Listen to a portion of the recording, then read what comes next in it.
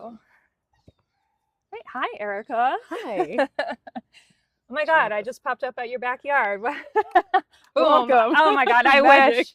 Yeah, no flights, just here I am. Teleporting would be my superpower if I had one. Like, no flights, no lines, no TSIP checks. Sounds great.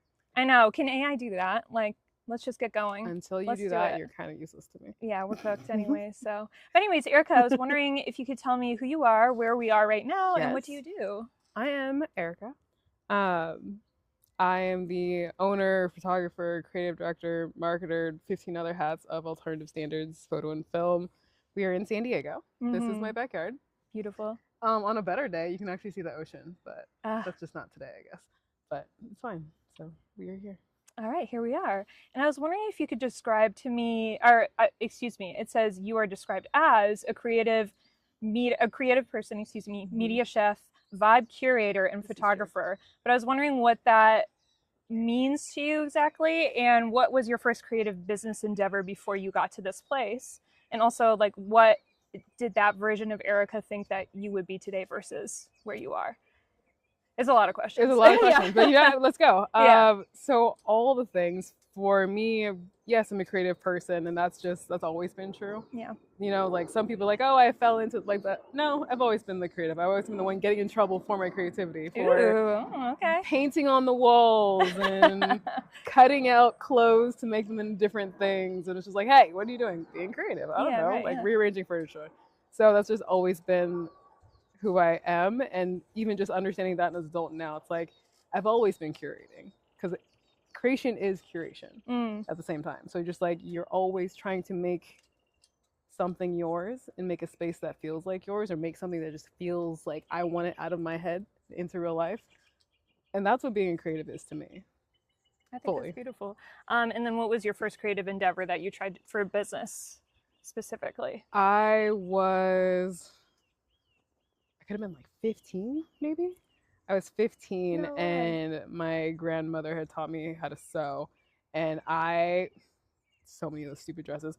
Do you remember the infinity dresses where it was just like a skirt and the thing? You could do 50 million things with it, but also I nothing. Made vivid, nothing. Because you're like, I did all that and it's still falling off. It's like doing like a bow tie. It's like, I've given up. I have given up. Yes. I let it go. But that was like my first creative thing, and actually sold those to like my friends for prom. Amazing. And like, also, you know, growing up in very Christian circles, like everyone's getting married pretty young, so those are like bridesmaids dresses. Like I literally had a whole little side gig going of selling clothes that I made for like weddings and side pieces. I love that you're 15. You're like, we gotta go. Listen, we gotta go. Money gotta be made. Like, you know, tie that infinity scarf faster. I gave everyone a tutorial and a handbook that sweet. Here you go. Yeah, and we all needed one. We all. They all did, and I still had to be like, all right, video instructions. Here's how you do it. Especially if you were more than like an A cup, like. And that was my struggle. Yeah. Like I was busty kid. Like I obviously had like breast reduction, but I was like, I was a busty girl, and I was like, this is not working for me, but this is working for everybody else. So go ahead, have fun. Wow. How long did you do that for? Just when you were 15, or did you extend that? I feel like I did it a little while into my early 20s too. Like again, being in religious circles and everyone getting married, I just something I did and kept going. But it wasn't anything major. It was just like, you know, side piece. And randomly cloth diapers. Okay. I was very much into sewing cloth diapers. Sew. Whatever I could sew. I was like, you know what? This is easy. This works. And obviously everyone was having babies. So I'm like, save your money. Stop buying diapers. Like, get cloth diapers. Get on it. Figure it out. I'm just picturing you there with like cloth diapers being like, help a homie out. I'm only 15. Listen. And I'm like, sure, I'll get this. The sewing's like, literally. Like, that's so cute. I don't know. I had a bunch of stuff like that. Like there's just always something for me to make. I had like a meal service for my friends too, because I don't know about you, but so we lit like, you probably can't see it, but the high school I went to was literally on the edge of the border over there. So it's on the border, and like daily our teachers would like send us across the border to like go get food for them, which I'm like, so not legal. We're like 16. We shouldn't be over there, but you know, it's a normal thing to do, and it's a normal thing to do. But, you know, you get tired of tacos after a while. So it's like I would make lunch, like bring lunch, and everyone's like, what are you eating? And I'm like, some random concoction. So now I'm like serving lunch to all my classmates. I'm like, $5. I'll bring you lunch. So Always up to something. Always hustling. Did you picture yourself as you, because every kid like thinks like, oh, I'll move to the city or I'll do this when I grow up. Did you picture yourself being a business owner? Always. Yeah. Always. My whole mission was always growing up and getting out is the quote. Mm-hmm. Definitely the push from mom too, like, hey, go to college, go to school, go get a good job. And I'm like, well, that's not here. Yeah, so right. I gotta go. I didn't go very far. I went to college and I got accepted to Berkeley, but I ended up going to college in Orange County. Moved a few different places up and down California, but working. What'd you go to college for? Marketing. All right, hell yeah, so did I. Hey, that was my first degree in marketing. I was like, yeah, all right, because I'm like, I need to be creative, but I can't. So I was like, I originally got into law school. Don't know why. I got into law school. I did one semester, and I was like, this is not for me. I can't do this. Like, what wasn't for you about it? The same thing. The same reason I didn't like sales in marketing. You just had to lie. Yeah. And it was a little too. Yeah. It's a little too manipulative amazing for me. to like, especially with trials now being like literally broadcasted for everybody to see on YouTube and different channels. I'm like, it is just a different way of saying the same words in a way that it's convincing. That's really a huge part of it. I was uncomfortable with it. I was like, I don't want to manipulate what I'm saying for you to not hear what I'm actually saying. You have morals. I had morals. Yeah. What the hell is that about? Trash. So, like, I would love to not. I say that all the time. I was like, I would love to not have morals because the people operating without them, you're thriving. Yeah, right. On a way that I just can't. Like? I don't know. I don't know. You live with a conscience, though. That's or something. Full conscience.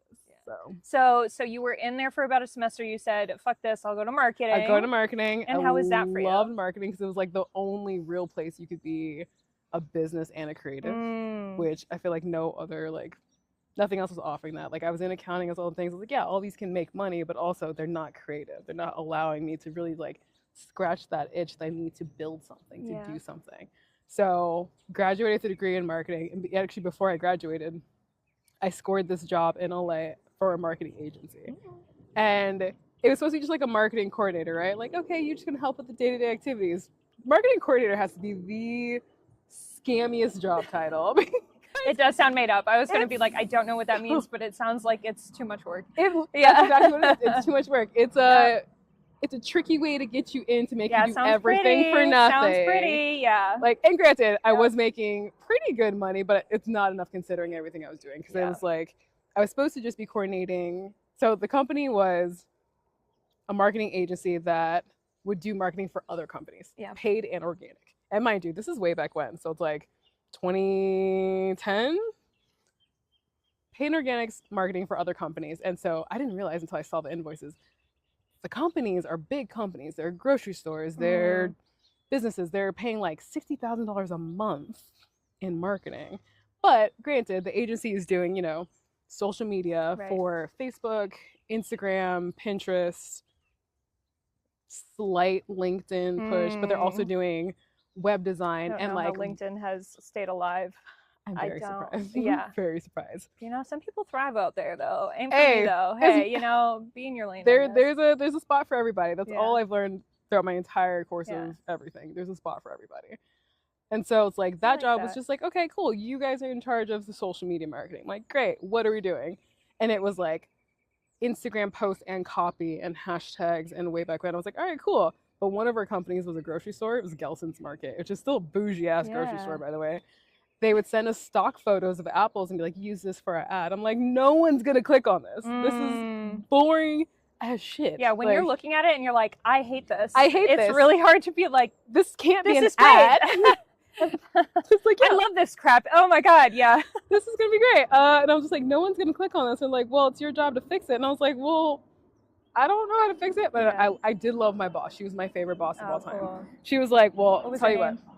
Huh? What was her name? Chris. Shout out, Chris. Chris is, listen, day one forever. She's also a very interesting time because of the very conservative spot that we were in. She was like a lesbian in the group, but like hiding it for the company. Right, but I was like, I clocked you. In your business. I clocked you. It's cool. You're my bestie. Yeah. Oh, that's so cute. And so I loved it for her. But so she was like, hey, I got you a camera. Oh, yeah. Seriously, go figure shout it out. Out Chris. That's amazing. Seriously, shout out Chris. And so I was like, I don't know how to use this though. Like, granted, I've always been creative with like, the Polaroid things, but not an actual camera. And I was like, hey, will you pay for this class that I want to take? Because it wasn't a community college photography course. It was literally like the fashion icons of LA photographers who were basically teaching. They were educating on lighting and like editorials. And I was like, sweet. can I take this class? It was like $500 at the time or something. Right. She's like, yeah, absolutely. So took that class, and it was probably the best class that I ever took ever in like all of my schooling. Because I was like, I learned lighting and I learned communication in advertising and editorial. So I took that information, started photographing basically ad work for all the companies that we were doing, apparently great at it. So like the ad work turned into headshots turned into family photos turned into weddings, and the next thing I know, I'm too busy for my full-time job. Wow. So I literally quit and started running my own photography business after that. So it's just like, and that was 13 years ago at this point. How old were you? Oh God, math. How old am I now? 22, 23? 23. Okay, yeah. So I followed you, I think it was probably 5.5 to 6 years ago now, because I was looking into Southern California wedding photographers just so I could see what was out there, because I had family out here and I wanted to like just find ways to see them more. And I was fascinated by you because you were just so strong in your beliefs, which I think is also kind of a prerequisite from coming from a certain religious background. You're like, you have to have convictions, and you're like, well, I'm convicted about certain things, but yeah, like very specific things. Light it up. But I, over those years too, I know you were on the Knott's like photographer to watch, right? Yeah. And then could you mention some other things that you think were kind of like high points of that part of your career? It's so funny because like there was a whole, I think it was a Threads thing that was going on like not too long ago, probably a year ago. It was like, oh, look, all the photographers that paid for their spots on, the Knot, Brides, Mag, and everything else, showing their accolades. I was like, no. I have never, not once, paid for advertising. That's amazing. For myself. But it's just like, I don't look at those accolades as accolades. I'm just like, oh yeah, it's another feature. Like, sure, publication, because publication's benefiting more from the publication than I am. Do you know what I mean? Like, yes, I do. They're benefiting from my work. I'm just like, cool.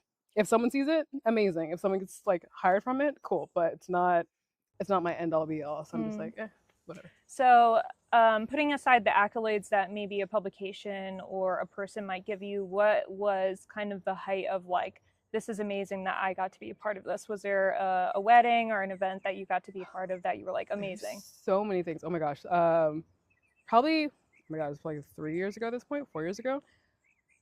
A planner had reached out to me to photograph this very high volume wedding at a private estate in Napa. And I was just like, you know me, I'm just like, oh, what's the vibes? Tell me. They're like, it's very color heavy. We're going full like circus event. Like, I was like, that sounds great. Let's do it. I didn't think much of it. Met the couple. They were so chill. Love them.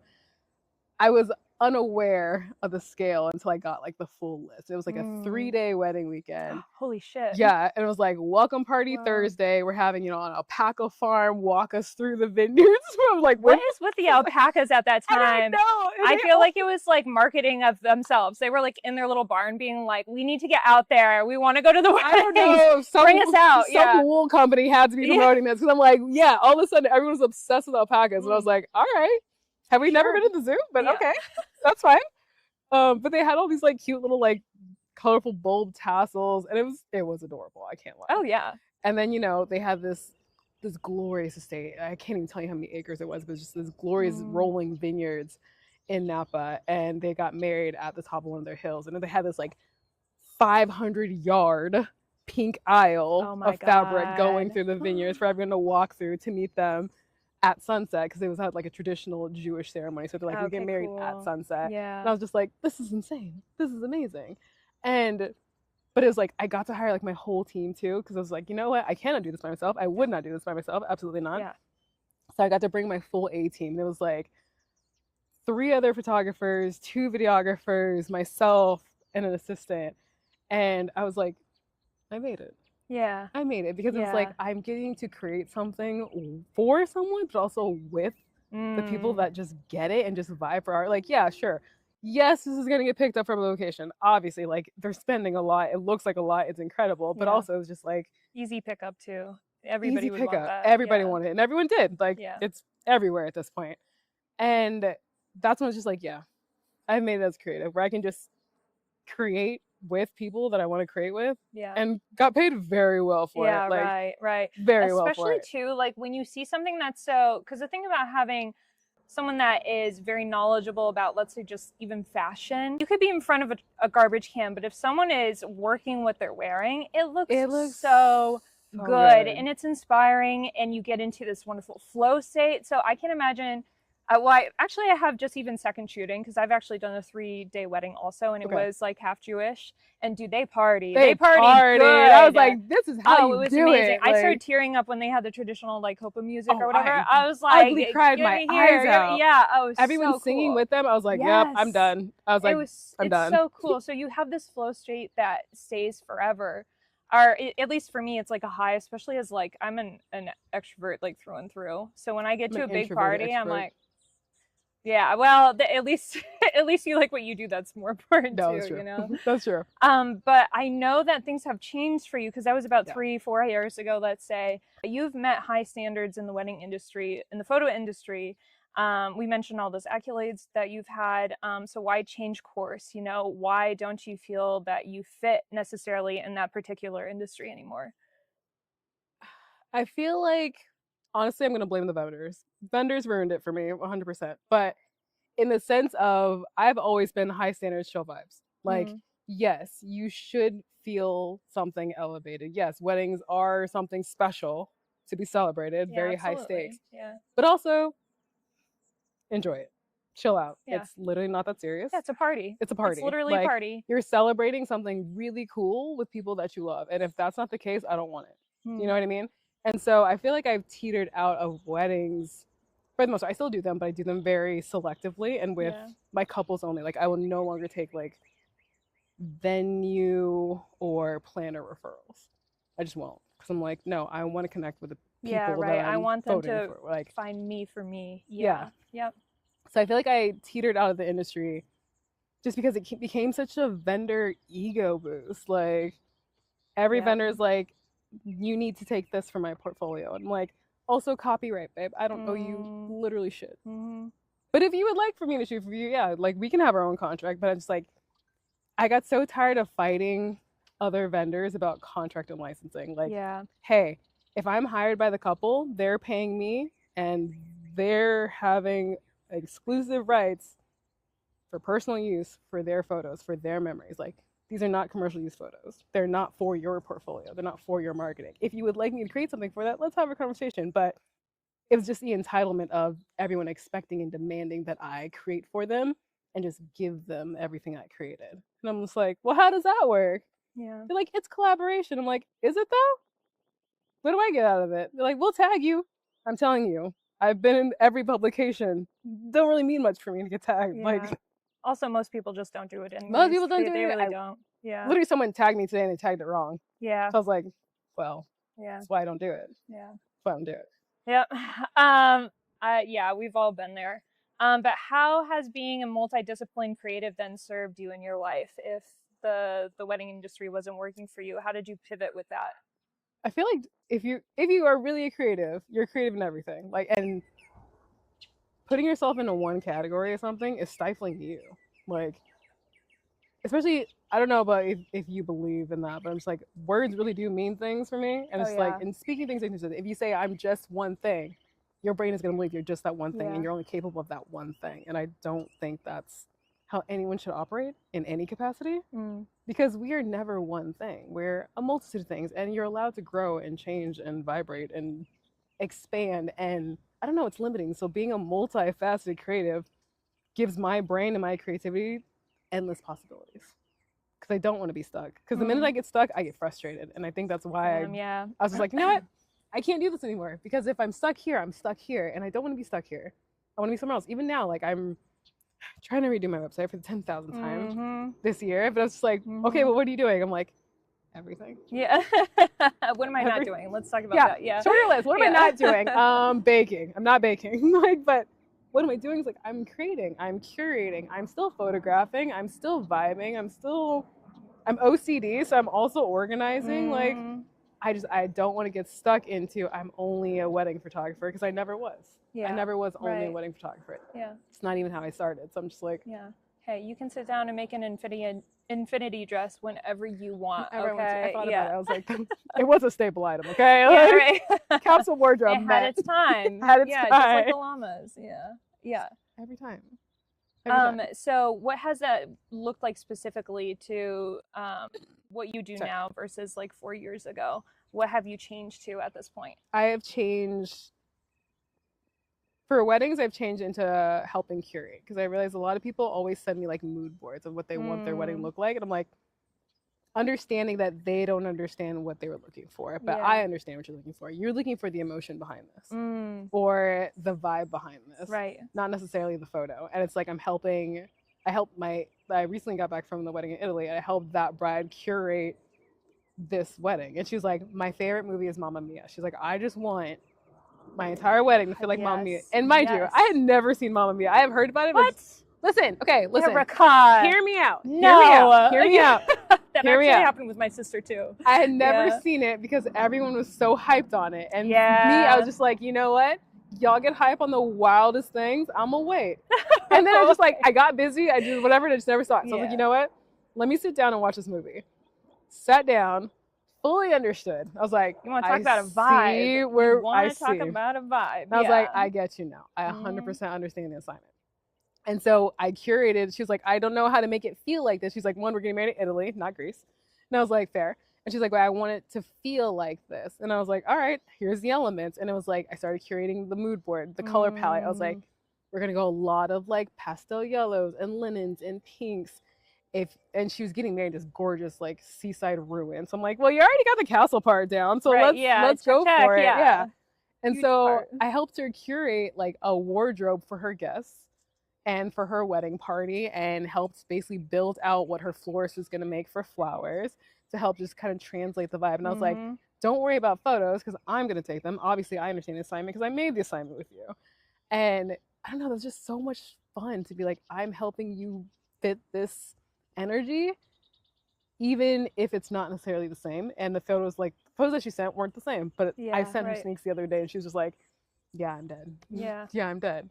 So shifting from just wedding photography to curation, I'm going to call it like wedding vibe curation and photography. So you can make sure you remember how it felt, because it wasn't staged at all. Like, I didn't do a lot of posing for this wedding at all. That's great. Like, I really did it. It's so nice. And it's like, usually when people hire me, they want editorial and they're like, I'm awkward in front of the camera. Like, I get that, and I'll help you. But at the same time, I didn't do a lot of posing for this wedding because it was like, go off vibes.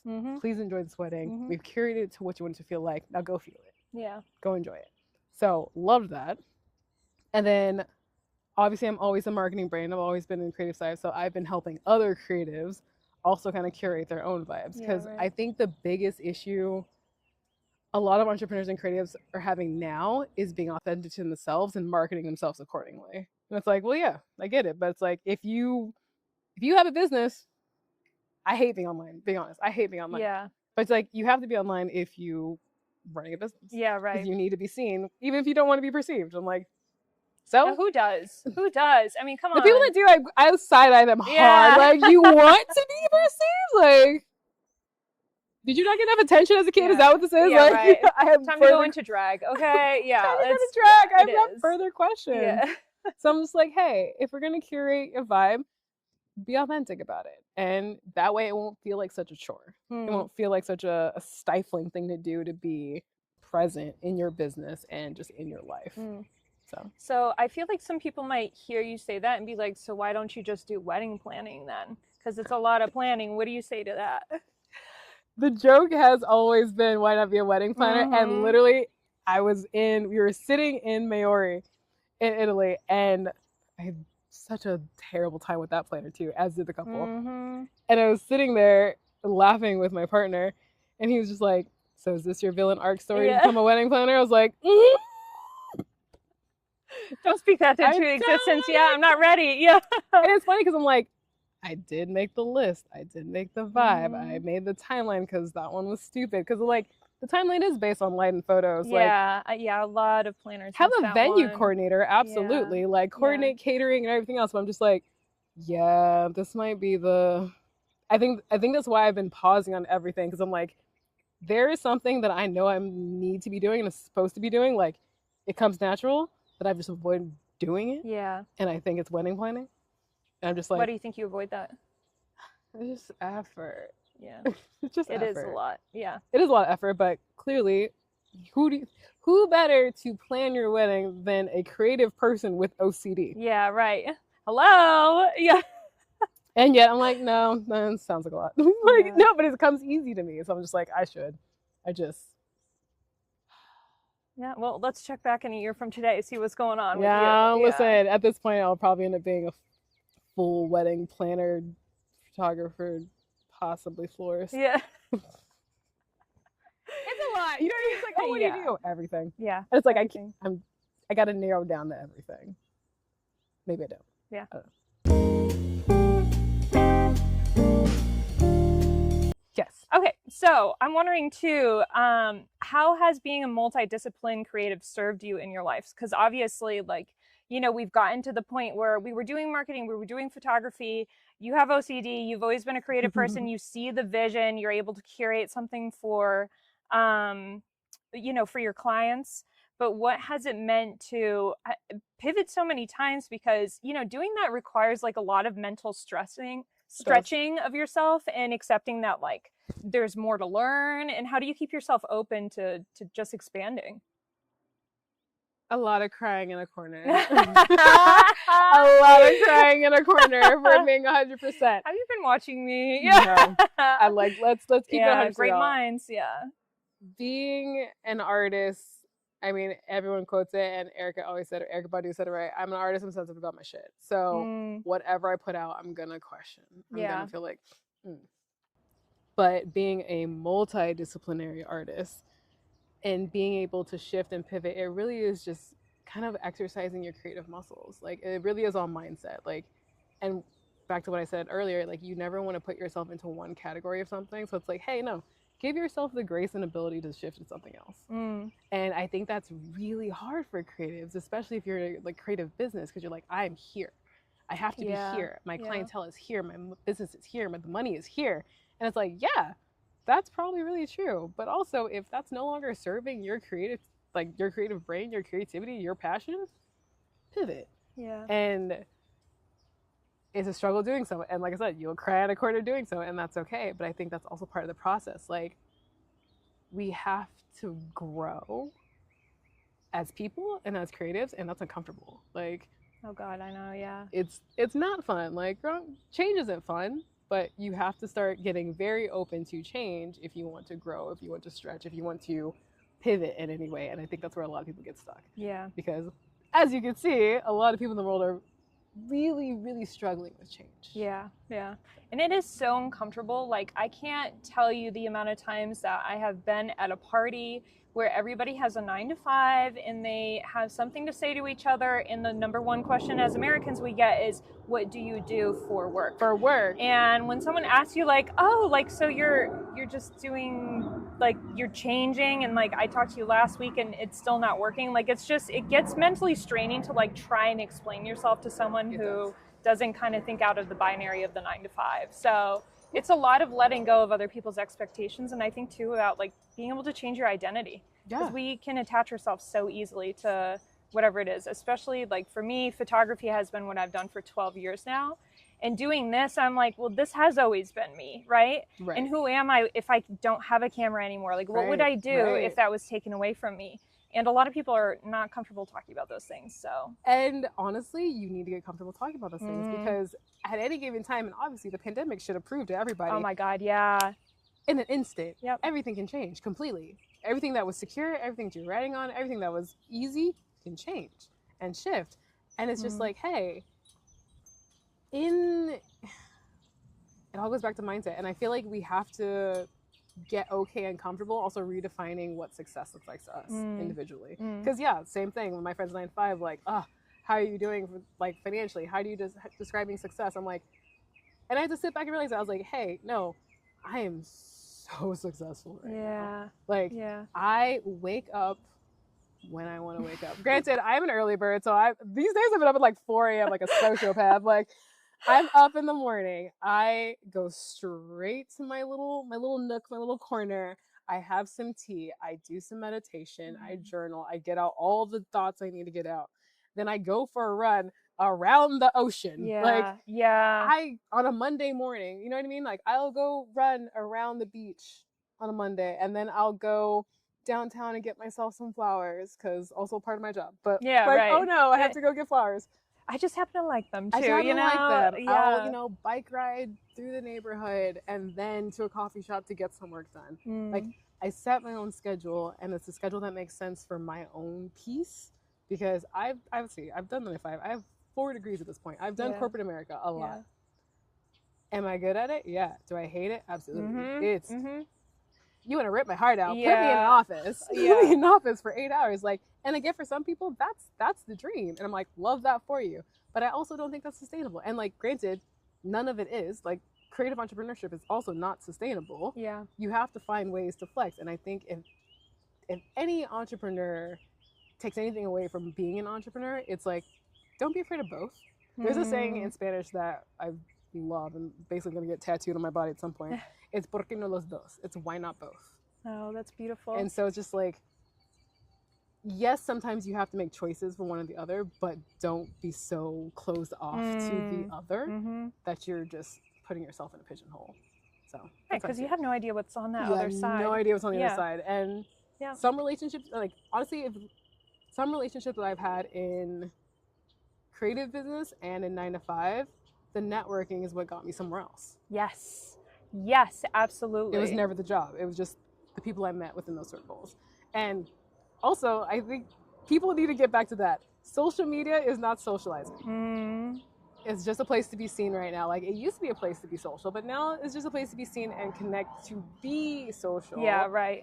Outside of online. And you have to try and meet in person. You have to go outside. I'm so sorry. You have to go outside. I hate to break it to you, but there is a world outside of that phone. Yeah. There is a world outside of the phone. And honestly, like I said, I haven't done any marketing for my business actually, I haven't done marketing at all, but I'm busy off referral. Right. Like, because those communications are going to happen in real life and not just, look at this pretty thing I posted online. It was like, why haven't you posted this wedding? Why haven't you posted this? I'm like, actually, I'm still getting stuff just based off of referral, because especially this year, 2025, people are not connected to, they are, but they're not connected to your work, they're connected to you. Yeah. And who you are as a person, what you value, what you believe in. If we're going to vibe, right? Like, if the vibes are off, I'm not going. Just period. I'm like, no, I'm cool. Like, I have turned down a few weddings this year. Do I need the money? Absolutely. But I have turned them down because I'm like, you know what? The vibes are off. Yeah. And because you know what the cost of that is. I know what the cost of that is. And it's not worth it to my mental health. So, or your photos. Like, if you say anything negative to me, I'm going to lose it. Yeah. Like, I'm like, okay, no, got to go. Yeah. Right. I don't know. Just you have to go where you wanted, you know? Yeah. Go where you're appreciated too. Yeah, I was going to say not just wanted, but actually seen as a human. Yeah, right. That part. That part. Yeah, that was interesting for me, because I've worked for, I think it was 4 different companies for weddings, and I have been with people that just seem to attract very anxious couples, very controlling couples that all look the same at every single wedding. And the best wedding I've ever photographed, the couple were just regular ass people. Right. He loved cars. Like, they have been together for a long time. Their first look also, best fucking reaction I've ever seen. He literally was like, oh my God, like, I can't process this. You're so beautiful. Like, it was just so, he was like gobstopped. And talking about like the photos that people send, it's not so much like you said about the exact moment, it's about the reaction and the emotion behind it. And I can't tell you how many first looks happen where you turn around and they're like, you look great.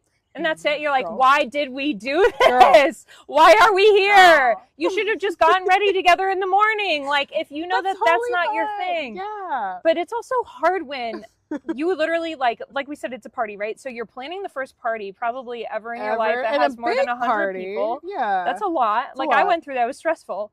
And you don't know exactly how you're going to react, and sometimes you just don't know yourself in those situations either. Like, I've never had a suit on and had like 2 people around me, like literally hovering like bees, you know, trying to capture every emotion you've ever done. So it's a lot of considering like what is actually worth it to me. Yeah. And when you do weddings full time, you can't necessarily help that happen. So when you have to watch it happen again and again and again, where you're like, this did not have to be this way. It didn't have to be this way. It's heart-wrenching. Yeah, it really is. And that's why I really have conversations with, like, I always, like, I don't want to say like interview application with my clients, but essentially, because I'm like, hey, no, where is your head at? I want to know. Like, and for them too. Like, you want to like, be with someone that you vibe with too, especially when it's a photography. I'm like, communicate with me. What are you feeling in this? What are we doing? Even like the recent wedding I did, she was very just anxious. And I was just like, hey, no, talk to me. What's up? And she's like, I just want it to be perfect. I was like, we planned everything to this point. It's going to be great. Yeah, right. Like, I just need you to enjoy it. And it was just like, oh yeah, okay. I'm like, hey, when else are we going to party like this? When else are we going to look this good? When else are we going to have all your friends and family here? Like, this is it. Like, and that's also letting go, because you can't predict what the weather will be. You can't predict if, like, your uncle will, like, break his toe on the dance floor. Like, you just don't know. The traffic accidents, like, everything. Oh my God, like, yeah. There's so many factors. And so it's like, just, I want to know going into it that you're in it for the right reasons too, because I've had too many of those weddings where I'm like, I mean, and that's fine. If this is for contractual use, if this is for show, let me know that. Yeah. I won't try as hard to make you all look like you love each other. Yeah, okay? right. If you don't, okay. But it's just, I don't know. It's the expectation versus reality. And I think a lot of people keep setting up unrealistic expectations for themselves. I'm just like, I need you to get real and honest about what you want before you step into this. Yeah. Because it's going to involve a lot of other people. Yeah. Look at that. Knowing yourself helps. It really does. It really does. Yeah. So I want to pivot a little bit to, like, the social media aspect. So you have a lot of opinions online, which I absolutely love to see. And I don't even share half of them. So it's funny that you're saying it. I was like, I don't even share half of them. Well, you know, a lot of people, something that I like about the pandemic is a lot of people I saw starting as photographers or starting in a certain career, the ones that have still, I think, listened to what the pandemic taught them have all pivoted as well. Like that, almost everybody I know that I followed 4 years ago is doing something not maybe completely opposite, but definitely different from what they were doing before. And that's what's required, especially as the world changes. People change, wants change, priorities change. I feel like, especially during the pandemic and the year after, it was like the busiest I've ever been. Everyone was intentional about photos because we're like, oh shit, like, no, we're losing people. I'm like, but I was like, and half me is like, but that was always true. But now it's just a little more forefront in your mind, like, oh shit, like, no, we are losing people. Like, I want to have this moment. I want to remember the people. I want to celebrate this. And it's just like, okay, little chaos. Like, everyone calm down a little bit though, because that was the busiest year of my life. I got so burnt out by 2021. I had literally escaped the country. I was like, I'm taking a year off. Don't ask me for anything. I need to leave. I need a break, because I was just like, oh my God, this is insane. And then, like, coming back, once everyone was back outside, like, kind of no one gave a shit anymore. Yeah, right. Like, some people still did, obviously, but, like, with the intensity and intentionality that they did, like, mid-pandemic, that's gone. And makes sense. Like, everything shifted. And so now, especially too, it's like, where do photos sit in this? And especially in a realm where video is kind of king right now, but it's just like, you can't print videos. You can't hold videos. You can't put videos on. And granted, they have like photo books and everything else. And I'm just like, I'm noticing there's a split between people now. It's, I'm doing it for the online, and then I'm doing it for the legacy. Yeah, right. And that gap has just gotten so much bigger and so much farther. So I'm like, I'm still in support of the people who are wanting it for the legacy. I do not give two shits about the people who want it for online. Yeah. Like, if you're going for Instagram. Yeah. And it's funny because those things can get really divisive online, because I think a lot of people, including me, I've done this countless of times until I became a little more self-aware of, like, why it was making me gut wrenches. You don't have to take it personally if it doesn't apply to you. Like what we're talking about being like, oh, these people don't do this and don't do that, and that's not great or whatever. That doesn't mean every wedding vendor. That does not mean anybody that's ever tried to do photography or people that do it differently. That's not what it's about. It's just being intentional about caring about the people you're around. And when you don't see that happening, you don't want to be a part of it anymore. I don't want to be a part of it anymore. And so, I can definitely say I've tapped out fully of the San Diego wedding photography scene. Like, I want no parts. I do not want to touch it. I don't want to be a San Diego wedding photographer. destination wedding photographer though. Now back up now. Yeah. Listen, I was sitting on a yacht just having a day. Which I will put that photo up on the screen. It looks so good having you out there. You can tell like that. Vibes. Angel woman, like, angel woman on earth. Vibes. It looks so good. Sitting on a yacht, sipping Aperol Spritz for a wedding Mama week. Mia, you got it. You got it. You delivered. My life's so hard. Like, I can't. I can't. And it's like, it's funny, like living in Mexico for the year, I wanted more destination like weddings down there. And for no reason, it just didn't happen yet. Like, it just wasn't. Yeah, that's okay. I'm like, I'm right here. Like, the border is right here. Yeah, like, I don't know why I don't have more of these. But I had a couple, but they were in Playa. And no offense to Playa, but it's just like, it's not really a destination when I can drive across the border. Yeah, you know what I mean? Yeah, it's like, that's not what we're talking about. Yeah. So I'm wondering, I saw on one of your most recent posts, you said that the organic vibe trend is kind of bullshit. And I was wondering what the organic vibe is. If you could talk about that trend and why you think it is kind of horseshit. As a marketer, always marketing brain on, I see the marketing world trying to be, they're bullshitting for you. And we say this, like, if you're a marketer, you're a Jedi master of bullshit. And which is like, duh, yeah. Well, you have to sell. You have to sell. And I get that. But I was like, no, stop on this one. Because it's like, curation is dead. High quality, like, you know, studio editorial, that editorial feel. They're like, it's dead. We're going for more organic lifestyle. And like, yes, to lifestyle, 100%. More organic lifestyle vibes is going to be the key. And I'm like, but all of that shit is curated. Yeah. Just because you didn't add a strobe and studio lighting doesn't mean you didn't curate it. And it's like, oh, it's organic because it feels a little more natural because of how it's shot or how it's presented. But I'm like, you all did a ChatGPT list of how you're going to curate this entire aesthetic and feed. It's curated and it's intentional. And I feel like I'm calling bullshit because they're trying to make it feel like it's not planned. Yeah. Like, which, by the way, when you watch a celebrity being like, I'm just in my backyard and I just woke up, it's like, I can see the foundation on your shirt. Like, what is going on? Like, you spent 2 hours on this. Yeah, literally. Yeah. And not to mention you got plastic surgery last month. Like, that's not organic. Let's be real about it. Like, and that's totally, like, if we're going to talk about organic and authenticity, let's be real about it. Don't be fake ass real about it. Be real about it. Or be honest and say it's curated. Yeah. Because it is. Yeah. And that's again, fine. That's totally fine. Yeah. But I feel like it's the pull away, especially from big businesses where they like, I don't want to spend money on the curation, but like, but you're still spending money on the curation. You're just not spending money on good curation. Yeah. Let's be honest. Yep. And so I'm doing marketing for a couple companies now, and they kind of with that lifestyle storytelling organic. I'm like, yeah, but that's still planned. We still have monthly meetings about what we're going to make and curate. Because you're being intentional. Because intentionality takes time and effort. It takes time and effort, and it's just funny because somehow I think they're trying to push that means it's not worth this more. And I'm like, no, it is, because that's still a lot of time and effort and energy and thought process and planning. And my brain, being a visual artist, I'm like, I don't know if everyone has this, but there's a name for it. I totally forgot what it was, but it's like, if you hear something, music, sounds, words, I know what you're talking about. I'll put that up on the screen too. And you just project like visual scenes in your head. That's been me my entire life. Me too. I can curate a whole music video off something crazy. Yes, like, I love music videos. That's where my head's at. That's where my head's at. But I'm like, even that. So if we're in a marketing meeting talking about, oh, we want, lifestyle to promote this, I'm already pushing that video in my head. Yeah. Like, I'm already. I got two scenes ready to go. I got 2 scenes, and now I have to make that. But you know what that involves?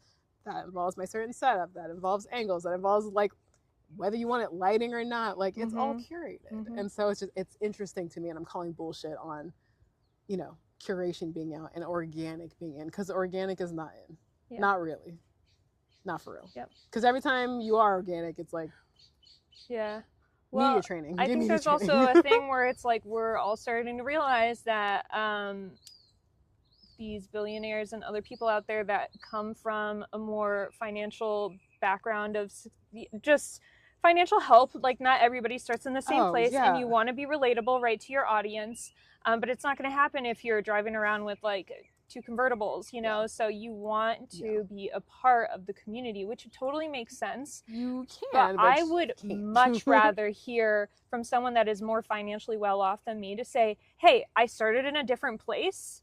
I want to help you guys with this, whatever their business is. Yeah. Or it's like, no, this is my lifestyle, but I also care about what you care about. Yeah. You know, and that's fine. It's totally fine, because you can look at a video and you know it's off. You might not know why, but you can feel the like, yeah. Yep. This rubbed me wrong. Or, you know, just something that felt off in your soul, and it's like, yeah, and you're right. Yeah. Because it's just like, it's totally fine if it's not relatable to you. Even that. Because I watch a lot of, I don't know if I want to watch them. They're just there. A lot of yeah, I know.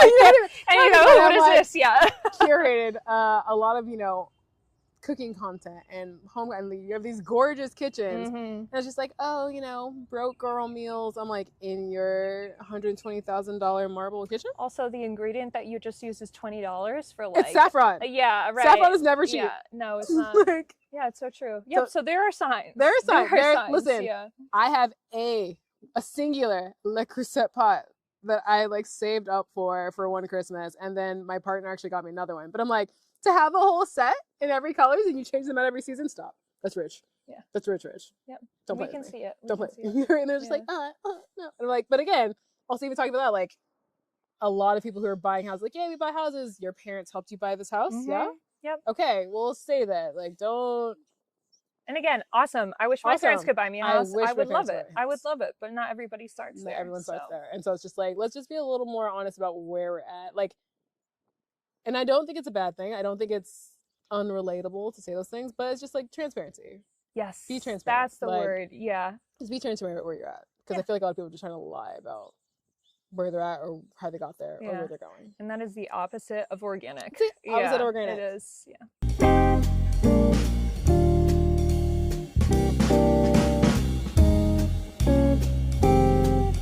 Oh yeah, keep it cool. Keep it cool. Keep it cool, yes. Okay. Okay, so Erykah. Yeah. Did you clap? You've written, yes I did.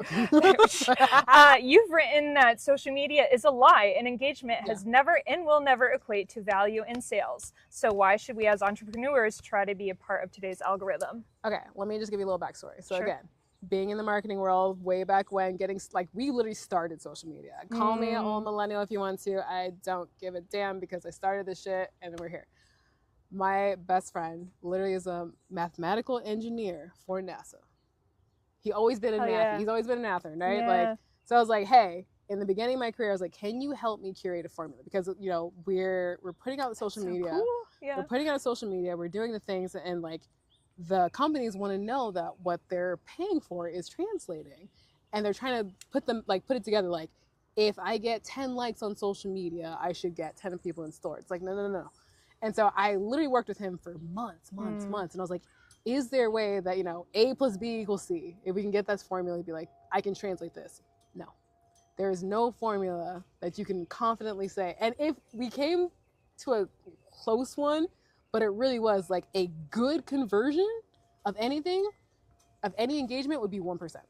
Wow. 1%. And it's like, and even that's faulty. Do you know what I mean? And so if no one understands anything else, as a marketer, as a math nerd, as someone who works with people who are in it deeply, like down to a algorithm level, no social media likes, engagement, saves translate to sales or whatever your goals are. And I think that's the other thing people have misunderstood. It's like social media may translate to your goals, but it's like, what are your goals? If you're a Pilates studio in like downtown San Diego and your goal is to have 50 people a month or 50 people a week in your studio, then yeah, you have to show up online on social media like, hey, we have classes every Tuesday, Thursday. This is what we're doing. Like, you have to show up, because that being visible is going to attract people to come to the store. But you might only get 1 or 2 likes from that. But also, your visual reach for hashtags and everything else is showing the people in the area that you exist. So, and there is a studio that I love down here, Run Club. The Run Club I found them via social media. They had like 100 followers at the time. Not very many likes, not a lot going on. They got like 500 people a month in that Run Club, making money weekly. Yeah. And so for entrepreneurs, like, why participate in the algorithm? You still need to be seen. But I'm saying, do not place your equation of value and your goals in social media. If your goal is sales, then yeah, we're going to work on a little more strategy for sales and paid advertising. But if your goal is community and engagement, it really doesn't mean anything. Unless your goal is social media engagement, which I'm not sure what company would care about social media engagement if your goal is actual community or sales. So could you describe the difference between engagement and sales, and how, I guess what I'm asking is like, so it's not going to equate to sales, but it's still really important. Could you break down the parts that are important to put into? Because I've also, like, I found you through hashtag also. And it's funny because I know, like, especially with Meta, they change the rules about every 6 months to a year.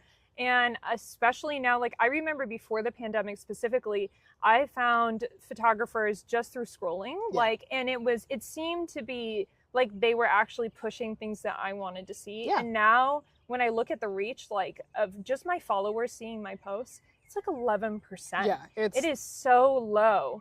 But then how is it important but not important? If you could get a little more granular about it. If I can be the loosest that I can about it, it's important to be seen, but you also have to play the game. So, like, obviously Meta is going to change their algorithm all the time because they want you to pour into the actual paid side of things. Yes, I know. Yeah, they're trying to get you to pay. And so it's like, yeah, they're going to want you to pay, but you still can be organic about it with your location settings, with your hashtags, and everyone's be like, hashtags are dead. Hashtags have never been dead, babe. I don't know who's misinforming. Like, it's literally a tag. That's all literally a tag. It's like being in a file system. It's literally in that file saving where you want to go. Yeah. And now you're even training your own feed to show you more things like that.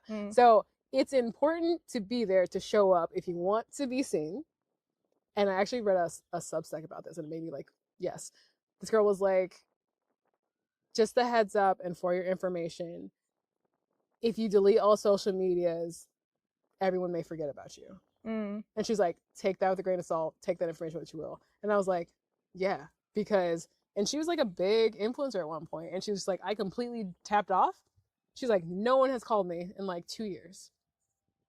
No one has checked on me. And that's beauty, because some people don't want to be Some reached. people don't, and that's what I'm saying. That's nice. It's okay to not be a public person. It's okay to not be a public figure. Yeah. It's okay to not be online. But if you want to be seen, if you want your business to be seen, yeah, you have to be online. You have to play the game. And you don't have to play it 24/7. Like, definitely not. Like, you can take it slow. Yeah. You don't have to be like, I need to post every day. I need to be over here. Like, no, just be online, do it strategically, and get off. Like, like I said, I hate being online. I hate social media.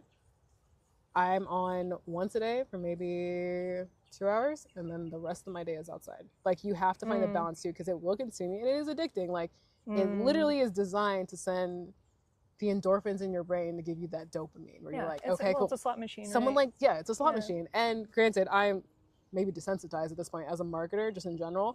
Like, that doesn't trigger me. Like, you can't really market to me. You can't really get my endorphins happy. You know what gets my endorphins going? Running. Yeah. But I understand some people do have those addictions. Some people do have that, like, I need this in my head. And so I'm encouraging everyone to kind of step back. Give yourself a little break, a little detox, because it's like, yes, you can be online. You should be online. Especially if you're in a business, you need to be online, but you don't need to be there all day. So how would you tell someone that maybe is addicted to their phone, or maybe is addicted to trying to get as many views as possible, or I know a lot of entrepreneurs, including me, has a lot of anxiety over like being seen, but you need to be seen. How would you tell someone to balance their life if they're really struggling to kind of put time aside for that? If you have the capacity, which again, I'm saying if first, if you have the capacity, outsource that. Outsource paid media, outsource even organic media, because it's like, hey, no, gain your mental sanity back. Like, record everything what you need to record, give them what you need, and then leave. If you cannot afford to do paid advertising, then then you need to sit down and, again, this is where I'm like, organic marketing versus curated. You need to sit down and you need to strategically curate what you want to put out and when it goes out. A word that comes to mind is organize. Organize yourself. You literally need to organize yourself, your thoughts, and what you want to put out. Create it and then send it on the way and then leave. So, like I said, I put a cap every day. I wake up at 4, have my mental dump, have my tea, do a little morning stretch, and then at 5 a.m. I brain dump all the things that I need to do or that I want to put out. May create them that day, may not, but that's my social media time. By 6 o'clock, I'm out, and I do not touch my phone again. That's awesome. The rest of the day. And so, and I get that it's not feasible for everyone. Like, if you've got kids, if you got 9 to 5, like, I understand. You have to find the time, and then that's another conversation. Find the time. Like, we all have the same 24 hours, but if nothing changes, nothing changes. So it's like, if you have to get up earlier, you have to get up earlier. If you have to sleep later, you have to sleep later. But find whatever block you need to just have that you time. I have a little tassel sign that I made for my door. It says disturb and do not disturb. Like, off duty. Thank you very much. Yeah, good night. No. You cannot talk to me. Like, everyone knows, like, if my do not disturb is on, do not disturb. So we're putting boundaries now around our social media use. Around social media use. There's a few apps to lock it. I actually been playing with a little design about, like, locking my phone in a thing where it's like, it's got a timer. Interesting. So I'm like, hey, you can't even touch it. That one's hard for me. I have tried things like that before, and I'm like, no, And like I said, it definitely, it's going to challenge you. It's going to push you. And if you need to, like, hand it to your partner too, it's like, hey, no. You have a timer, and there's a few apps that just be like, you're locked out. Sorry. Yeah. You can't be here for another 30 minutes or so. And I would recommend that for people, like, really struggling with social media addiction or just, like, phone addiction, because it is designed to be addicted, and the addiction is not helping you or your business, but you know it will. Getting outside, getting fresh air, going for a walk, like, actually detaching from the thing that is sucking you in so hard. And I found that for me personally, it's like, the more I detached from it, the easier everything else was, and the more business that came in. Yeah.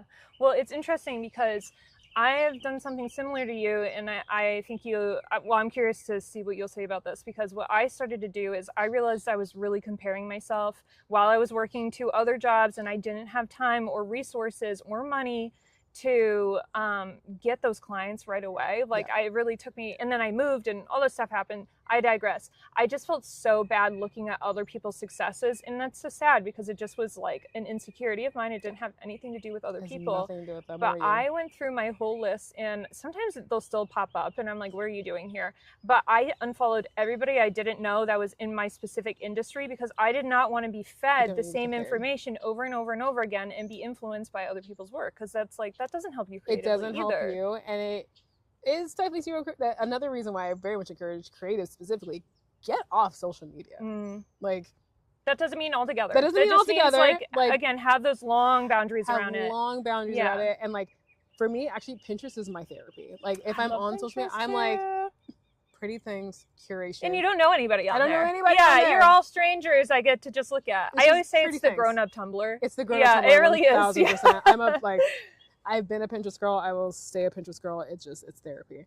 But it's like, also find, if you are the person who gets triggered or insecure from comparison, because I've definitely fallen into that very easily. Oh, they should, like, I should have been, like, hey, no. That has nothing to do with them. That's nothing to do with me. Yep. Go find your inspiration outside. Go to a museum. Go watch a movie. Go listen to music. Go roam the streets. I've been doing art walks lately. Just me and my camera just walking wherever, because I'm like, I need to get re-inspired. That's what I used to do as a teenager, that's too. What I'm saying. Like, that's what we used to do. That's where it started. Somehow we forgot that. And that's why I'm like, let's just go back to that. I saw a quote actually on Pinterest. It was like, now I gotta find it. Hold on. Be 30 seconds. But it was basically the most interesting about, oh, there you are. Look at that. It's funny how finding yourself in adulthood is simply getting back to who you were as a child. Yes. Yeah, that inner child work. I know there's a lot of TikTok therapy, but I truly believe that the inner child is so permanent to what helps us heal. If you are not catering to that kid, you've lost. Yeah. As a creative, because I'm just like, there's too much comparison. It's like, this person's doing this person that, but does that what 7-year-old you wants to be doing? Yeah. I'm like, you know what 7-year-old me likes? Riding my bike, going to the beach, taking pictures of flowers, like making food, like, and I've been feeling that, and I'm like, I'm good. Yeah. I'm good. Yeah. And it doesn't mean, like, we're not 7 again, okay? We're not trying to sew for the first time now. We've learned a little things, but it's like, I know my childhood self would be so like, oh my gosh, she's pretty and she's fun and she's does this. Fashionable. She's making her own money. She travels. Like, you want to make the life that you always dreamed of and would be proud of. So I think that's wonderful. And it's that. That's been the theme I've been trying to explain to my friends too. I'm like, hey, yes, the world is going to shit. We got it. But if it's going to shit, you might as well enjoy it. You might as well make it everything that you dreamed of me. And that may not look exactly what you thought it would, but what are the little things you can make your life a little more whimsical? Yeah. Like, and I feel like that's just, adulthood really is the ghetto. Adulthood is a trap, because you stop being, it is, like, you stop being whimsical. You stop creating, you stop imagining anything, everything. And I'm like, I don't want to lose that. So I'm going to find all the ways to keep that. Like, I'm going to reimagine whimsy. Like, Also, like, being an adult, there is no rules. Okay? There's no rules. There's literally no rules. No if someone's rules. telling you a rule, tell them to go fuck off. Like, it is a lie. If they're Maybe making it's a rule rules for them, but it's not rules, for me. It's to try and control you. But rules don't exist. The rules don't exist. The rules don't exist. I love it. So I'm wondering about what you're doing now a little bit, because I actually took, I don't remember what it's called now, but you had the like the social media challenge or the vibe check challenge. The vibe check challenge. Yes, yeah. I loved it, and we'll get into that a little bit. But I wrote down here, you have a heart for the the unsure creative as a media chef. Could you tell me what a media chef is to you, and how do you help guide your audience? Yeah, so media chef was kind of like answering the question, like, what do you do? I'm like, everything, everything. But media chef was basically like my new hub to compass. I really am involved in all things media, marketing, visuals, and that's it is your world. Yeah. It's my world. It's curation, it's planning, it's strategy, it's vibes, like, and then visuals and photography and videography. So media chef is just kind of how I can like blend it all together and be like, yes, I will curate a plate of goodness for you, whatever your taste palette may be. Especially because a lot of people get stuck in the copy and paste. Like, I want this exactly. I'm like, no. What do you like? Because if I make you olive tapenade and you're allergic to olives, well, that was a stupid make, wasn't it? So I'm like, let's curate something that's definitely to your palate. So that's where I'm kind of curating to the unsure creatives, because it is loud. Like, social media is very loud and pouring all of this information like in your head all the time. Like, oh, you need this, you need to do this, you need to do that, you need this. And it's like, some of those may be true, but they may not be true for you. Yeah. So what do you like? What do you want to put out? And then let's make something that makes sense for you. So I've been helping a lot of creatives really establish, kind of going back to, who are you? You gotta get real uncomfortable with yourself and figure out who you it's are. About you. It's you about you. I'm so sorry. Like, yes, you could steal my strategy and whatever else, but it's like, it all comes down to getting real honest about who you are with yourself, what you want, and then we can make things to get there. Yeah. So that's what I see. Can I ask you then, as more of an introvert, how, because I've met some introverts that are like, I tried it for a long time, it just wasn't for me, I cut it out, and now I do things like behind the scenes or for another company, and that's totally, by the way, totally fine if that's your version of success. But how does someone more introverted and maybe doesn't want to like you mentioned video, what if everybody's like, I hate video, what do you do? I actually hate video. Yeah. I truly hate video. So what keeps you going in that, and how do you find your method? Get yourself to do it? Honestly, any videos that you've seen of me has been an experiment. Okay, cool. Like, did I like it? No. Nope. I don't really like it. I don't enjoy video. I'm a photo girl. But also just kind of experimenting. There are so many different methods of creation. You do not need to be on, like, I'm not even on TikTok. Like, I hate TikTok so much. Like, after the band, I was like, I'm done. I just go. Yeah, like, I'll be there for like a recipe, but I'm like, I don't want to be there. I just don't. It's too much. It's too much information. It's information overload. But find your methods, because I'm like, there's writing, there's journaling, listen, you got Reddit, you got Substack, you've got TikTok, you've got Instagram, you've got Pinterest, you've got... Don't forget about LinkedIn now. LinkedIn's the whole thing now, apparently. I'm Facebook too. I mean, there are some people there. I mean, you can sell yourself on Facebook. That's again, I don't really spend time on there. I don't spend time on it. But all that to say, some people, if you're an introverted person, like, hey, then maybe Pinterest is more your jam. Maybe you're writing things for other blogs. Like, you don't have to be front facing your business. Whatever your method is, find your medium that also sticks to that. Like, you do not have to force yourself into certain mediums. Yeah, that's beautiful. And I have a brother who, like, he posts every single day, but what he does is he takes one video and he puts it on his favorite platform, which I believe is TikTok, but he just takes the same video and he puts it everywhere else. Because again, if your audience is only on one platform, well, maybe there's another audience on the other platform. So you just post it there and let it go. Like, I'll go on TikTok and that's where I get the most views. And like, I don't do anything else except for post once a week now. It doesn't matter. Like, doesn't matter. And maybe someone will touch on the link, and you just never know. But, okay, I will say that no matter where you're posting, no matter where you're at, please have a link for everything else that you do. Yes, connect it. I'm guilty of that because I didn't finish my website, but I'm switching up platforms to make it easier. But even if you're someone like me, like multifaceted, multidisciplinary creative, have a link for everything. Just have a link for everything. It's just 2 like extra steps basically. Every platform should link to all the other things that you possibly could do. Yeah, sit down, spend a day, make sure it's all by the way, Linktree is free. Linktree is free? Linktree is free. You can put so many links on there. You can make it a little custom if you want to spend like $10 a month or something, but you don't need it. You just need to get it out there and see what happens. I'm convinced that the link in bio slander is from like Squarespace. Yeah. I'll give it to them. Why not? Big web companies are like, no, you need a website. It's like, do I though? Like, do I? I use Squarespace for my website. I use Squarespace awesome. too, but I'm just like, it's great. But I'm just like, that slander came from nowhere. Yeah. It was real aggressive, and I had marketing geniuses at work. That's all I saw. I was like, no.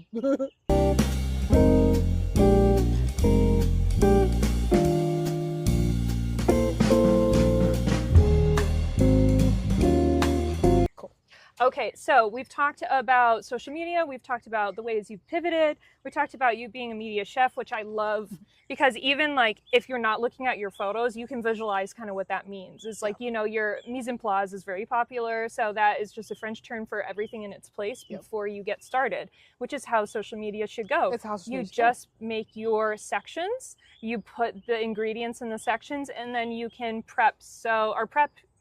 take the time to prep so that you can mix it all together easy. You know? I'm a meal prep girly. Like, I am too, yeah. One of the like little things I've been adding to Whimsy is this theory of making your favorite restaurant your kitchen. Which I'm like, granted, do I need a full kitchen reno? Absolutely. But at the same time, it's like, no, it's about the food. It's about the food and the vibes in my kitchen and my coffee shop. So I'm a big coffee girl, espresso snob, like American coffee just don't do it for me. It's got to be Italian.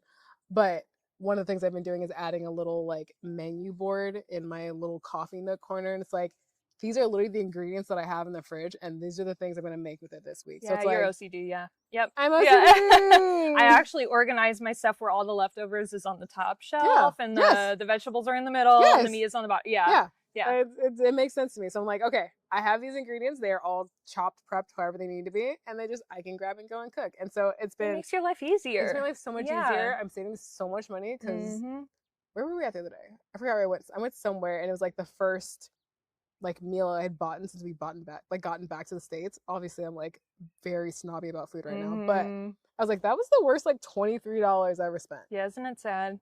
It's like someone pops your balloon. Yeah, and I was like, really I could have made this better at home. So. Yes, that happens to me all the time. My husband and I do that. I always say we're not picky, but we're particular. I'm particular. So we're like, this is missing a little like cilantro. Yeah, sometimes when people put something on the menu and I eat it, I'm like, who ate this? And I'm like, yes, let's put this on the front page and make people pay. I just don't understand. Yeah, maybe we need to go in and just like riot for that, you know? And it's like, I'm there for I'm a restaurant girl. Like, I love a good restaurant vibe. But like, especially in San Diego, the running joke is if the restaurant is cute, the food is trash. Yes, that happens too. Which it's mostly true. I feel a couple restaurants have changed my mind about it, but not enough to retract my statement. Well, that's where they're putting the money into is the looks, because that's what gets you in the door. But speaking of looks though, so you still do photography, and you've mentioned that that people need to understand a few things before they come to you. So the question is, what do people need to understand about themselves and prep before coming to you for a curated editorial shoot? Know what you actually look like in real life. I feel like a few too many people got used to filters on social media, and I'm like, that's not your actual face. And interesting. Well, I could see that being more of a California. I mean, where I am too in Florida, that's a thing. So I mean, it's a lot more lax here than it is in LA, but at the same time, it's just like, hey, it trickles down. It trickles down. Know what you actually look like in real life and get comfortable with that. Yeah. Because especially if you're hiring me, hey, these cameras are expensive as hell. That is like 8D at this point. So we're getting real detailed about who you are as a person. Yeah. And some people are like, really like, can you fix it? I'm like, your face? Yeah, that's crazy. You want me to fix your face? So sad. Like, I'm gonna need you to love you. Some of the most beautiful people I have ever seen in this world and gotten to photograph have been the most, condescending isn't the right word, just judgmental of themselves. You know? I can't call it insecure. It's just judgmental of themselves. And we can't fix that. That's not I'm not a therapist, right? Like, I've been to therapy, but that's why I go. I'm not a therapist. And call it self-love if you want to, but it's like, no, I really do need people to kind of maybe you don't need to love yourself, at least like yourself. Yeah. Before you get Or in front of the lens. Or accept where you are. Yeah. I had one client that was like not happy with the photos. And it was my only client that I could truly say was like severely unhappy with the photos. But it was like, it had nothing to do with me. It was everything to do with where she was at. And I was just like, yeah, I get that. But no. That makes sense. So could you tell me what an effective visual vibe looks like to you? For a creative? Yeah, like if you're looking at someone's page and they're asking, is this good? You know, am I being effective at what I do? Or if someone comes to you and says, I want to be better at this, this is what I have now. What do you see that are signs of like, we need to improve this a little bit? And what are signs of like, no, you're on a good path? I feel, I'll start with signs with a good path. Signs you're on a good path is I can see the consistency of what you do. Like if I go to your page, I should know within the first 5 seconds, what do you do? What do you do? Okay, this is what you're about. These are your vibes. Also the vibes. Okay, this is what you do. These are your vibes. And this is kind of what you're trying to put out in the world.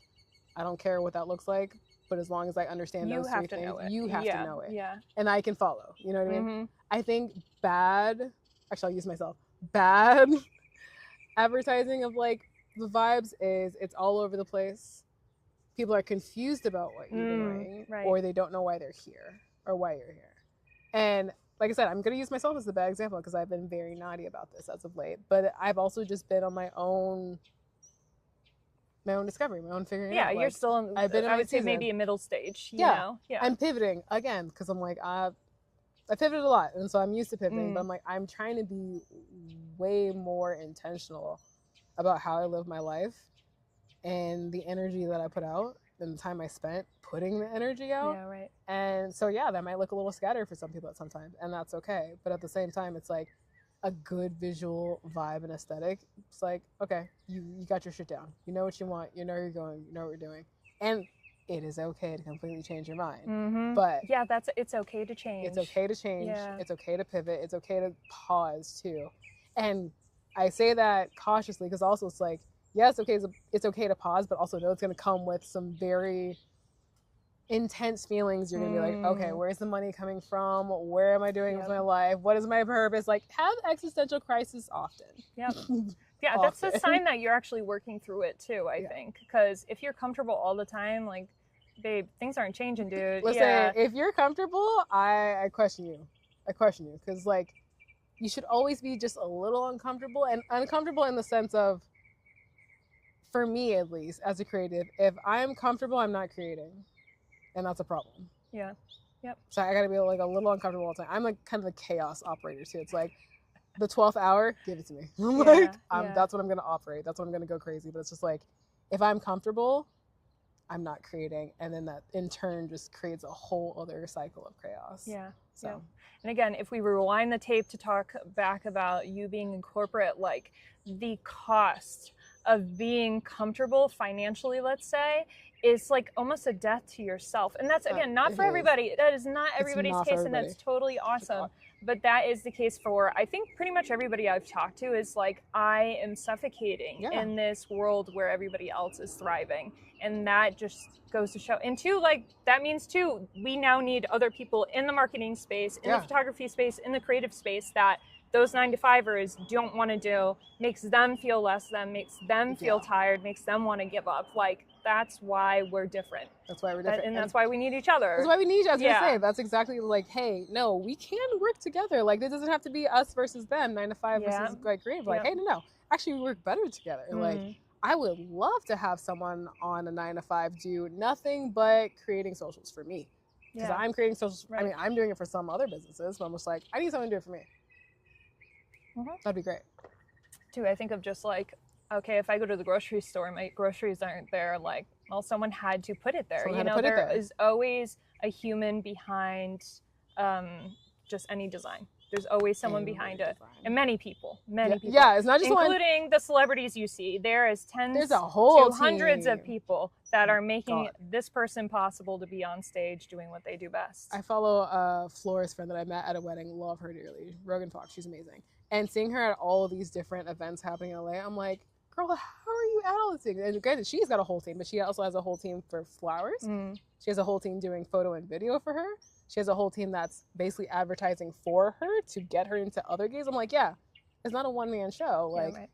it's a whole team all the time. But even seeing, like, because again, she's doing just florals for these larger events that also encompass thousands of people to make this one event run. To do by yourself, it's impossible to do it by yourself. And if we get back to nothing else, I hope we get back to communities. Like, fine, like, but you have to be completely, again, transparent and open about who you are, what you want, what your mission is, and then you find like-minded people to create that with you. And they also thrive in that. Like, one of my best friends is a graphic designer, and I'm like, babe, why haven't we done anything? She's like, I know. But it's just like, if we share the same mission, if we share the same passion, if we share the same vision, but we excel in different things, that's how we're gonna make it work. Right. And that's the only time it works, in my opinion. Well, kind of, to me, if I think about it, like, metaphorically, it's like a magnet. Everybody is a magnet. We all put out a different vibe or energy or whatever you want to say, and what you put out is what you will attract back, right? 100%. Hardcore. And again, if you're not online or you don't want to do that, I'd say, like, go in person and feel like, see who you have that energy with there. But online specifically, like I said, again, you can tell when someone is being fake online. You can tell, at least if you don't know why, you can tell the feeling is off. You can feel it. And with you, I didn't feel that way. And you really did help me with your curation challenge. I was an unsure entrepreneur even just a year ago, and I decided that last year my word would just be explore. I'm going to try everything, and so much of it did not work out. And I was like, that's not it. It was like every month there was something I tried, and it all wasn't it until the end of the year. I was like, oh, this is it. Yeah. And but you would never find that unless you tried all the exactly, things. yeah. But just like coming back to what your work was, I felt so anxious being in other groups because it felt way too big, and it felt like this is a one thing that will fit these 2,000 people that are in this group. Right. And I felt like I was drowning while everybody was succeeding, and I couldn't even look at it anymore because I just felt like a failure, like, off the bat. I feel it. And while they were like, it's okay to, like, failure is just another lesson, it's so true. But, like, again, when you see all these other people getting it with this algorithm or with this recipe, and you're looking at this recipe and you're like, it just doesn't work for me, but now I don't know what my recipe is. You gotta make your own. And yours, instead of giving everybody the same recipe, was, let me help you write out your own, and then let's put it together in a menu at the end. And it was like the best, I don't know, like $50 I've ever spent. Like, I don't know how much it was. It was amazing. It was amazing. And again, it didn't have to cost an arm and a leg, and, like, I didn't want it to be expensive. Yeah, and that's, I really appreciate it. I really want it to be expensive. Like, I do, but it works. So it's not that just because someone is a guru in their own right does not mean that's going to work for you. Yeah. So, and that's what I really appreciate about you, is you made it more individual for the individual entrepreneur. I'm glad that helps too, because that's really where my heart's at. Like, as someone who has purchased other marketers steal my recipes and other things, I'm like, no. Yeah, we're not this about that. This has to be individualized. And granted, shout out to the girlies with, like, digital products and downloads, just making the money. But I'm also just like, I'm definitely on always make it personal, curate it. And a lot of those products just didn't offer that. And so I'm like, no, let me help people find their own thing. Like, I don't want you to just be me times 2. Damn. Wendy. We're about to save yourself. I love it. Okay, I'm going to switch my question. I'm going to ask you, if you were a meal, if your whole business and your life was a meal, what meal would it be right now? Right now? Yeah. I would be a smorgasbord of Mediterranean, Ethiopian, Mexican foods stacked together.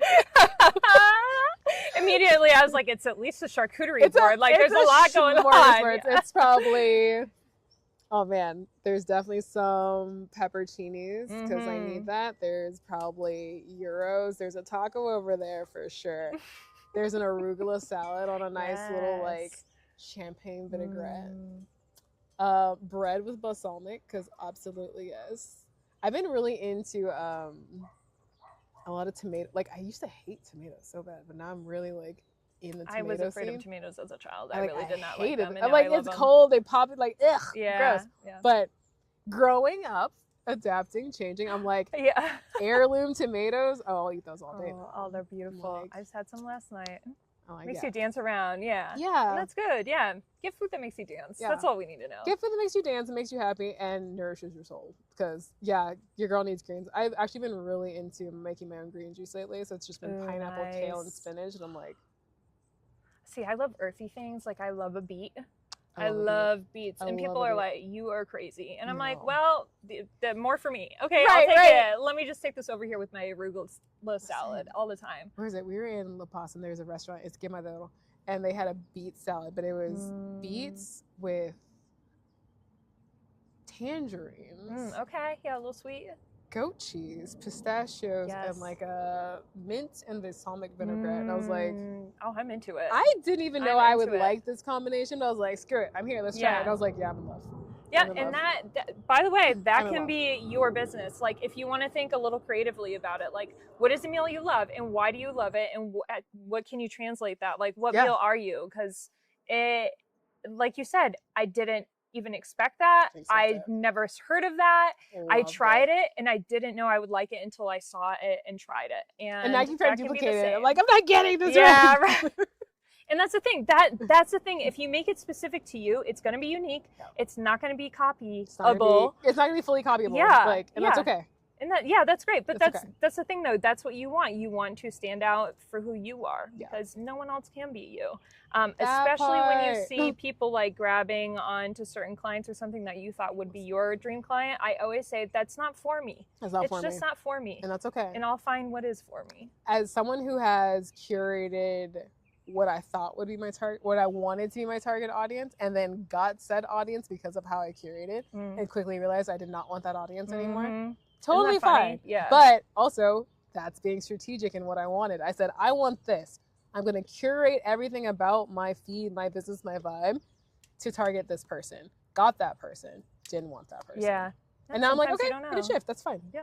But you don't know until you don't know. So yeah, experimentation fosters growth is from some random science show I was probably watching. I love watching that. I watch everything. Science everything. nerd. Yeah. Okay, so I'm going to wrap this up a little bit with the general questions with, can you speak to the importance of opportunities and what they've done for you personally? Yeah. Back to networking. Like, please go outside. Please talk to people. And yes, it is uncomfortable. And yes, it may not be your favorite thing to do as an introvert or just, a person who's like, maybe I lack social skills or communication skills. But showing up, even if it's not to the degree that you want to show up, show up. Show up, be seen, communicate. Because I have gotten more opportunities in just showing up than I can say has exceeded even more of like my best efforts by myself. Showing up in whatever capacity that looks like has given me more opportunities to just be who I want to be and experiment with that. Like, maybe I don't like it, but the door's open when you decide to show up to the door. But if you never show up, no one's ever going to open the door. Yeah. Well, I found that even going to a small community college is like the best thing I realized once I got out, because I was so disappointed that I couldn't go to a 4-year college. Because again, extrovert, just wanted to be around a community, never had that before. And I was like, I'm not going to get the college experience. But then when I left my college, I was like, oh my God, I made so many connections because I just talked to people. You just talk to people. You just talk to people. You see who they are. I was not good friends, but I was very chummy with every worker that was there too. Oh yeah. So I loved the librarians. I would show them the work 100%. I did. And you just never know where that's going to lead. You never know. And maybe that's like a background thing too. But so my first job ever, I was a janitor. So I'm like, obviously I'm always going to have respect for everybody, but I realize not a lot of people also have that. No, talk to everyone. Don't just go for the CEOs, the bigwigs, the people that you think have money, because you know what? You have no idea what their connections are. You have no idea. You have no idea. And you don't know who people are. And you don't know what they know, what they're capable of. And stop judging books by their covers. I literally I had a birthday party last year and invited kind of all my friends currently. And when I tell you that's the most random collection of people, yes. Everybody was like, I understand. I was like, hey, I met this person here. I met this person here. I met this person there. And it was just probably never in any other room where those people talk to each other. Yeah. And that will have to be a separate video, because I grew up too with people that were in my family that were like, oh, my best friend is from Red Lobster, and they used to be our server, and now we go on vacation with them, and that just happened all the time. But you also have to be open about that too. Internally, you have to just be open to possibilities of it, and you just you just never know. But I also want to make a caveat that if you live in a very small town and there's no one there Get that out. you would even want to do, get out. But if you even can't get out, like, I know we talked about how like social media is kind of dead and like you don't need to meet community out there. But I look at it as like AIM. Yeah. So like I DM'd you, Yeah. and if you don't DM me back, I don't take it personally. I just keep on going. Like, Don't again, take not it a conversation meant for anybody. Everybody has their own Don't lives. take it personally. Yeah, and like I didn't know that you stopped social media at 6 p.m. and like why didn't you get back to me till the next day? No. Don't think about it. Exactly. You say something, you move on. But you can make connections in any way that you have access to. It's just what are your tools? What do you have around you? What are the possibilities that you maybe are putting? What do you have capacity for? And again, like if you have to work a 9 to 5, if you have 2 kids, if you have to do these other things, that's fine. Take your time and realize that life does not have to go the same pace as social media because it's going fast. It's going fast and crazy. I literally probably took the last couple months off, but also I didn't really say it a lot, but I was actively being like a house caretaker for my sister and my niece. Like, yeah, she was in the hospital. I'm mom for a season. Like, yeah, right. Shout out to the moms because y'all, you got it. Like, I know. that's a lot. But I was like, I didn't say that online. I didn't say that loud. But it's like, so I stepped back. And it's like, you didn't answer me. Hey, at this point, I got a screaming kid and a broken sister. Like, yeah, she's broken. She's literally broken. We're trying to fix her. I'm trying to put her back together. I know what you want from me. Like, yeah. And that's okay. That's okay. Again, it's just a season. It's a season. So I think we've done a really great job here. I think we're wrapping up. And the last question I have for you is sort of like the food question is I'm wondering if there is a song or album that comes to mind that you think everybody should listen to in their lifetime. In their lifetime? Ooh. I'm not going to go album, but I am going to go song. And even though we are anti this artist, just in general. But Justin Timberlake, Blue Ocean Floor. Okay, all right. Literally, if you've got noise canceling headphones, millennial. Sit. Choking off air. Sit and just let that take you somewhere. Okay, cool. It's like an 8-minute song. Okay. It's a pretty long song. But just I give that man credit for that. It's artistic and therapy in about a million different ways. So just sit in it. All right, very cool. Blue Ocean Floor. Blue Ocean Floor. Yeah. All right, well, I'm going to go find my own Blue Ocean Floor with you. I'm sure sometime soon. We got to do a beach day or something next time I'm out here. I would love that. Okay, cool. That's where I live. I'm on the beach all the time. I was literally there this morning. That's awesome. Yeah, and honestly, if you can run by the beach, do it. Especially like I'm near a beach, but it's not the same. It's very muggy and hot right now. Fair. But I will go in the ocean during the winter because I'm like, no one's there. It's beautiful. Love it. I do too. Like, I do too. I love a stormy weather. Yeah. I avoid San Diego during the summer because it's tourist season. So everyone's like, get out of my way. I will try to be out of the country all summer and at another beach. So I'm like, yeah, Italian beach, whatever. Like the rest of the year, I love the beach in San Diego. Like, I do too. No one's here. It's muggy. It's quiet. It's cold. It's rainy. Whatever. I love it. Yep. And that's another thing. Thrive in places that people don't expect you to thrive. Like, I love seasons that people don't like. I like food that people don't like. I like music and I like experiencing things and different people that other people are like, ew, why would you even try that? I've had that so many times. Ew, why? Actually really enjoy why? And it's like, because I'm weird. Okay, get with it or get out of the way. I got weird things to do. I'm going to be cringe online. It's going to be all right. Care. And also, if nothing else, everybody, stop giving a fuck. Like, yeah, because they don't care about you. People look at you online and they scroll past and they forgot what you put. Like, it's just the name of the game. It's the name of the game. Yeah. So you might as well have fun doing it. Yeah. Do whatever you want. Live your life. All right. Let's go live it. The end. See ya. That was perfect. I loved it. Yay.